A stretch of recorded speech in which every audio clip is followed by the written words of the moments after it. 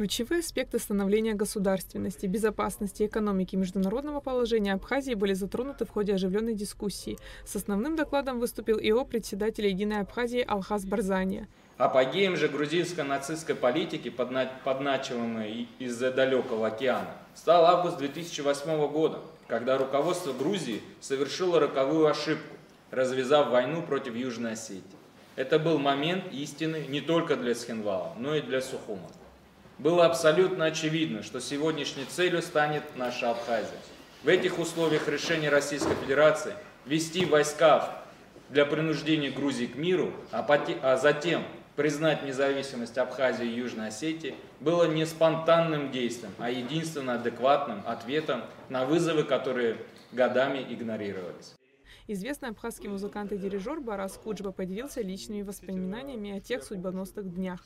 Он отметил, что к этому событию наш народ стремился веками и подчеркнул, что современное поколение должно ценить и защищать это достижение. И действительно, что я помню, что это были бесконечные фейерверки, это бесконечная стрельба, да, в воздух. Да. И, конечно же, не забывая эмоции людей, в первую очередь. Я помню, что хоть я бы не понимал ничего в политике, в том возрасте, да?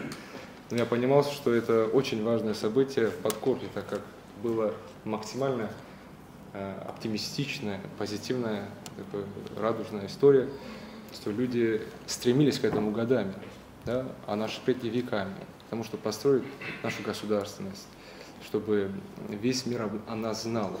И, конечно же, роль Российской Федерации в этом вопросе ее невозможно переоценить. Батал Агарба, председатель Ассоциации силовых ведомств Абхазии, проанализировал трансформацию системы безопасности страны.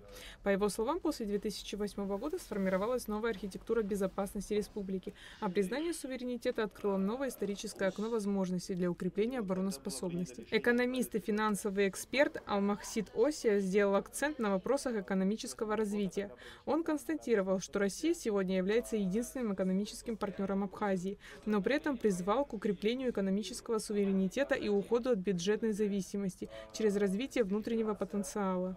С 2008 года, когда произошло данное радостное событие, Российская Федерация начала оказывать поддержку в двух основных аспектах. Первое – это прямые бюджетные дотации, и второе – это инвестиционные программы. С 2008 года Россия стала главным донором и торговым партнером. Она направила в Абхазию более 76 миллиардов рублей в рамках межправительственной программы содействия социально-экономическому развитию. Эта цифра взята из Интерфакса, довольно валидный источник.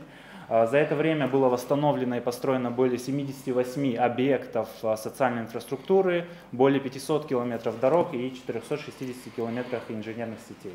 Несмотря на определенный прогресс и развитие, конечно, будем честны, в Абхазии остается огромное количество нерешенных проблем с точки зрения экономики. Во-первых, это основная проблема, как мне кажется, это бюджетная зависимость.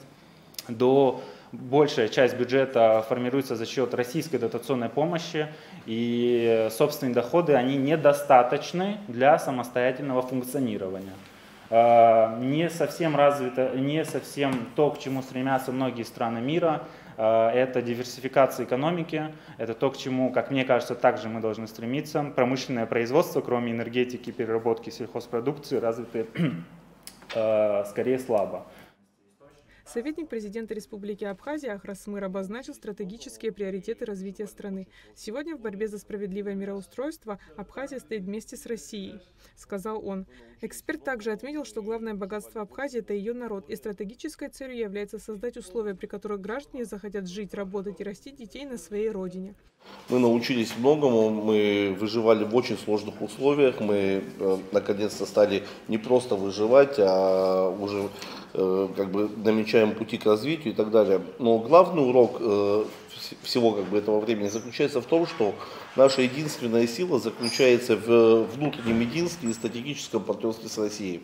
Это наше, как бы, это то, на чем зиждется наш сегодняшний суверенитет, и нам, как бы, в историческом аспекте очень большое, очень неоценимое влияние оказывает то, что одна из крупнейших и развитых стран мира, Российская Федерация, оказалась тем самым другом и союзником, которые первыми признали нашу независимость. Мы должны строить сильное и справедливое государство, которое гарантирует каждому своему гражданину возможность беспрепятственно развиваться, созидать семьи, строить свое будущее и так далее.